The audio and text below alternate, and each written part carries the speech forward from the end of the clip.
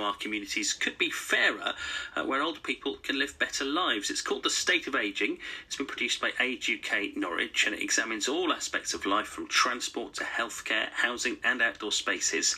Now, the charity's also recently worked with the City Council on its own bid for age-friendly status, which it received earlier this month. The organisation which hands out the award is the Centre for Ageing Better. Let's talk to Deputy Director of that organisation, Natalie Turner. We are an organisation, as well as working on age-friendly communities, which congratulations to Norwich on. Also a campaign around ageism, and it just kind of challenges people to think differently about an age and ageing and kind of change things so that we don't accidentally lock people out and let age be a barrier.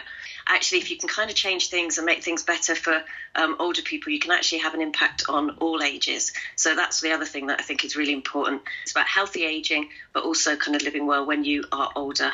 So it's about thinking about those services and making sure there's a route for people for whom this is a real block. So those are the sorts of things that could be done, but also skilling people up. So people actually feel confident about using technology. Sometimes it's that simple.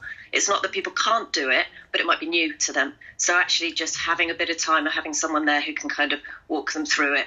So that's the sort of kind of thing that can be done, and training, etc. But also, a lot of older people are really savvy with technology, and they can actually volunteer and work with other older people who feel less confident. We all know people have a variety of skills in that area. But that's a really good example about thinking about services. Jennie Cummings-Knight is formerly from Age UK in Norwich, in North Norfolk, I should say, sorry.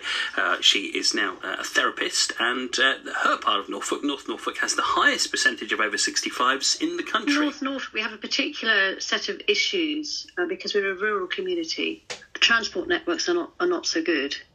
And, for example, older people who've had surgery and who are invited to go to support groups afterwards, like for heart conditions. Often the nearest place is at least a 40-minute drive away, and not necessarily with a bus either.